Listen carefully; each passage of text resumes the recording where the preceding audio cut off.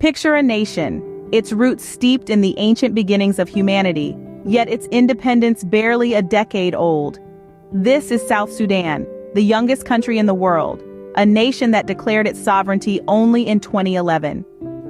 Our tale begins in the 19th century when the British, ruling Egypt at the time, extended their control southwards into Sudan. This was a land of distinct cultures with the Arab north and the African south, and the British ruled them as separate provinces. Fast forward to the mid-20th century. Sudan gained independence from Britain in 1956, but the lines of division from the colonial era remained. The North and the South were two entities tied together by a name, but divided by culture, language, and religion.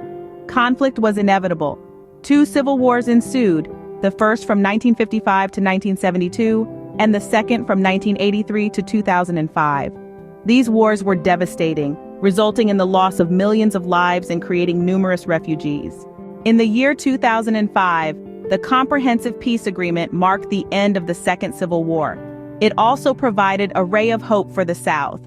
The agreement included a provision for a referendum, a vote by the people of South Sudan to decide their future. 6 years later, in January of 2011, the people spoke. An overwhelming majority, almost 99%, voted for independence. On the 9th of July 2011, South Sudan emerged on the world map as the youngest country. So, to recap, South Sudan's journey to independence began with British colonial rule in the 19th century. Post-independence conflict, largely due to cultural and religious differences, led to two devastating civil wars. The end of the Second War brought a peace agreement that paved the way for a referendum.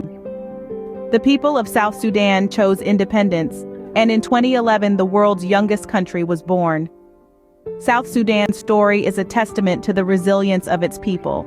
It's a narrative of struggle and survival, of a desire for self-determination and a quest for identity. It's a reminder that the pages of history are still being written, that new nations can emerge even in the 21st century. South Sudan, the world's youngest country, stands as a symbol of hope and a beacon of potential, a young nation with an old soul.